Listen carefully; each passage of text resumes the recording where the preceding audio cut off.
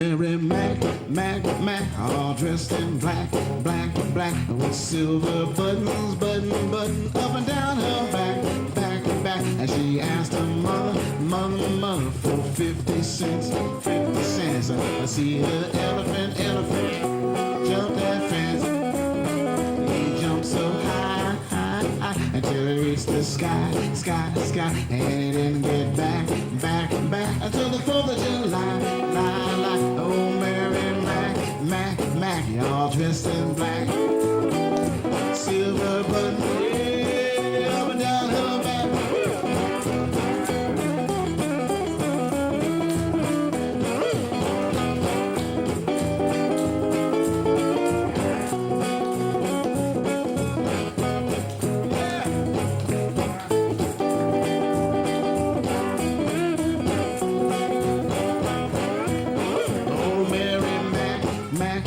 All dressed in black, with silver buttons up and down her back.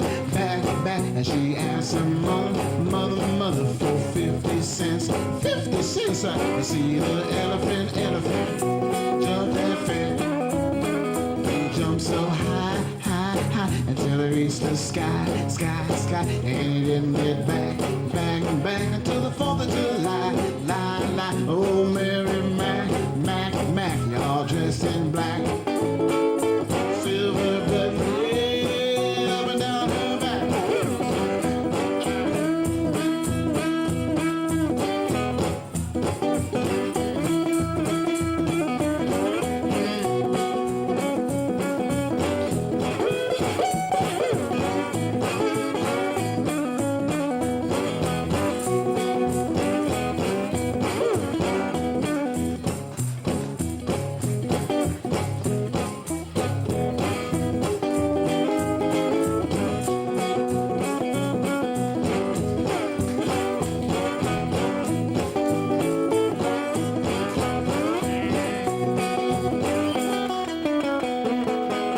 Go on, Miss Mary.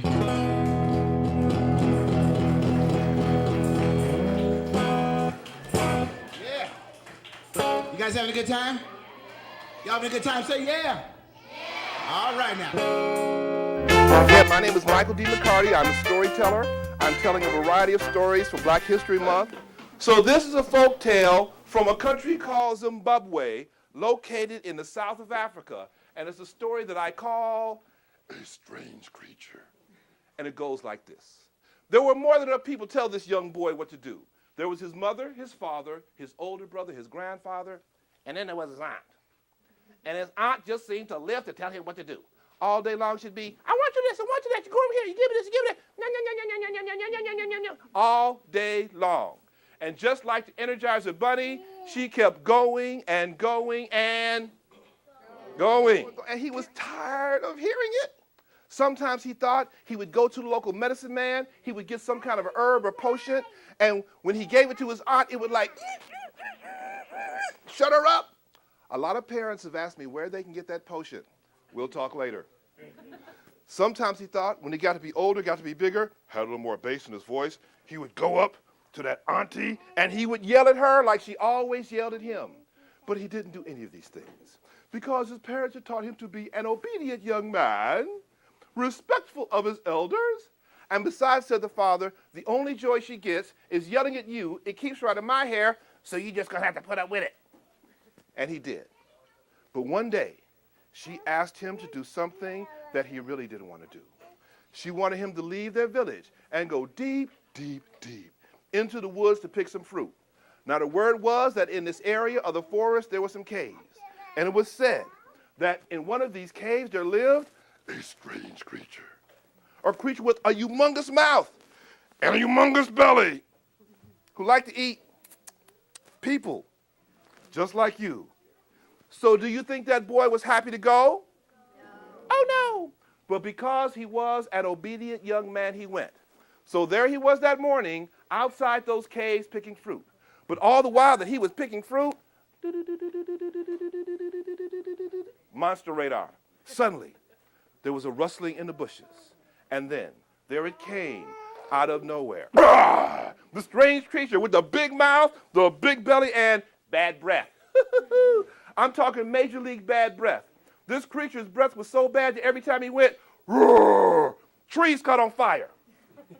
What do you think that boy did? Ran. You think he ran fast? Oh, yeah. He ran so fast, he left the fastest person in the world in the dust. But even though he was running as fast as he ever run in his life, even though that creature was real big and bulky, the creature was getting closer. What to do? Well, the boy had bought his drum so he could signal if he found himself in some kind of danger. Don't you think he was in some kind of danger? Oh, yes. So he climbed a tree and started to play his drum. Wait a minute, I'm sorry, but in your schools, do they teach you the drum language?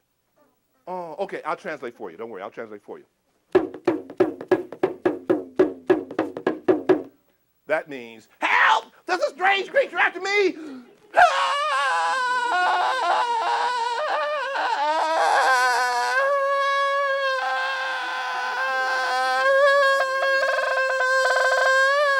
A loose translation, but you get the idea. Well, when the boy started playing his drum, a strange thing happened with that strange creature. That creature started to dance and dance and dance and dance. What do you think that boy kept doing? You know you're right. He played and played and played till the sun went. Then the creature stopped, looked at the little boy, and then he boogied on back to his cave. Well, when the creature left, what do you think the boy did now? Yell it out. And went home. Who was waiting for him when he got home? The auntie. Was she happy to see him? No. Why not? He didn't bring any fruit. Where's my fruit? You're supposed to bring my fruit. I don't see any fruit. You get my fruit. Where's my fruit? I want my fruit. Where's my fruit? Where's my fruit? She tried to chase the little boy around. He had to weave and dodge and duck and bob. He put on some moves. The Bears could have used some of those moves last week. I'm from Chicago. Feel my pain. Well, he hid until the next morning. The next morning, he told his father what had happened. Now, the father knew that he was a truthful young man. He believed the young boy. He went to the auntie to explain the situation. You think she bought it? Ain't no strange creature. He made the story up. Where's he at? You better bring it to me. No, said the father. We will go and see for ourselves. So that morning, the mother, the father, the little boy, and who else? The auntie. All went to go pick fruit and check out this strange creature story. Now, the auntie thought it was a bunch of nonsense, but she was not going to pass up an opportunity to do some yelling. She just had to yell at people. So there they were outside the caves picking fruit. Now, the mother, the father, and the little boy were all picking fruit and putting it in bags. Now, the aunt didn't have a bag. Some might say she was a bag, but we're not going to go there. But she was definitely a greedy gut. She went up to this fruit tree, and she was just scarfing down fruit. Juice and seed and rind was flying every which way. You needed safety goggles on if you were standing within 5 or 10 feet of them. Meanwhile, that little boy had that monster radar going when suddenly, once again, there was that rustling in the bushes, and there it came. The strange creature with the big mouth, the big belly, the bad breath, moving fast. The creature grabbed the boy's father, swatted him whole. Grabbed the mom and swatted her whole. The aunt was so busy scarfing down fruit, she didn't even notice what was going on. Creature tipped on over and grabbed her and swatted her whole.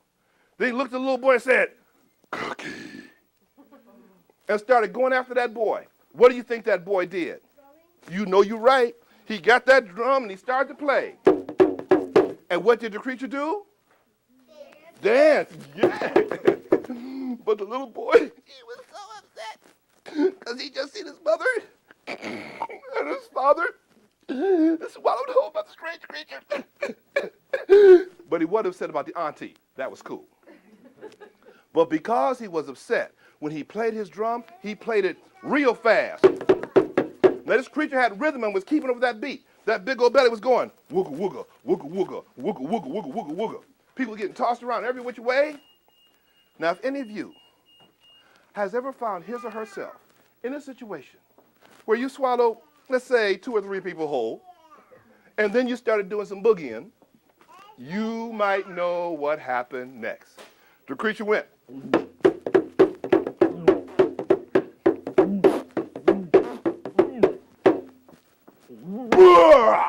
And he threw up the father, who was still alive and sucking air, just a little bit slimy. And the boy said, yes. And he got back on that drum and he played, and the creature. Up came the father. All right.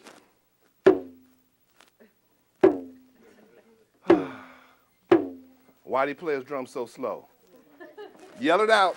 He didn't want the auntie to come back out. That's right. He liked the aunt right where she was in the belly of that strange creature.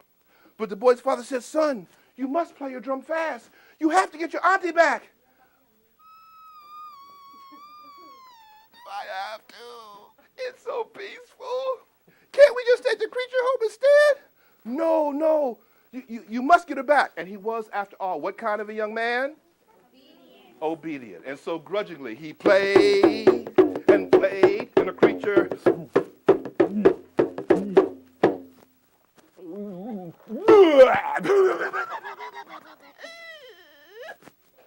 The aunt tasted bad going down. She tasted even worse coming back up. Well, the boy kept playing his drum till the sun went.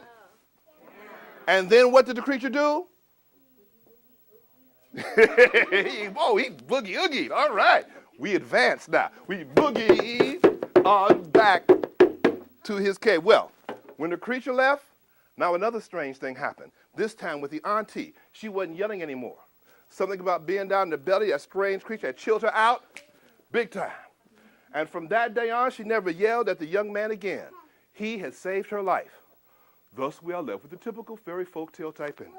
They all lived, and that's the end of that. It was so hot, Anansi sitting out on his porch. He's got fans at each of his legs, and he's fanning himself, trying to cool off, but nothing is working. So he decided to take a walk through the woods and hopefully find a nice cool breeze someplace in the midst of the woods. So he's walking through the woods. He comes across something on the ground that he's never seen before. He says, ooh, that's a strange-looking moss-covered rock. And as soon as the last word came out of his mouth, that rock jumped up, bam, hit him on the side of his head and knocked him out. And he realized that if somebody would say, that rock would knock him out. So he's always trying to find ways to trick the other creatures out of their food. Now he said, oh, I know what to do. So he went to visit Monkey. Anansi said to Monkey, Monkey, come on. You're so hot and all that fur. Come on. Take a walk with me through the woods. We'll find a nice cool breeze. And Monkey said, okay. Oh, Anansi, oh. That's a strange-looking moss-covered rock. The rock jumped up, bam, hit Monkey and knocked him. Anansi ran to Monkey's house and took all of his. He said, ooh, this is good. And when Monkey woke up, he had a big old knot on his head. And then when he got home, all of his were gone. And Anansi went to the next creature. He went to Elephant. What do elephants like to eat? Peanuts. Peanuts. And Elephant was sitting on his porch with those big old ears flapping, trying to cool himself off. And Anansi said, oh, Elephant, that's not working. Come on, take a walk with me through the woods, and we'll find a nice cool breeze. And Elephant said, okay, Anansi. And he went stomping through the woods with Anansi until they came to that spot. Anansi said, oh, Elephant, what is that? Oh, Anansi, that's a strange-looking moss-covered rock. And the rock jumped up, bam, hit him in the head and boom, knocked him out. Well, Anansi ran to Elephant's house and took all of his. And when Elephant came to, he had that knot on his head and went home and all of his peanuts were gone. Well, Anansi said, this is great. He went to creature after creature after creature and tricking them and getting their food. But what Anansi didn't know is that there was one creature that had been watching him all the time. It was the little bush deer. She had seen everything that Anansi had done, and she knew that Anansi was coming to her place next. What do deer like to eat? Berries, very good. And deer, little bush deer, being a very holistic type of deer, had the finest organic berries only, always. Well, bush deer was sitting on her porch when Anansi came and said, oh, bush deer, it's so hot, come on, take a nice walk with me through the woods. And bush deer said, okay. And she went prancing through the woods with Anansi until they got to that spot. And Anansi said, oh, bush deer, look at it, what's that? And bush deer said, what's what? That right there. What right where? This. What? That thing,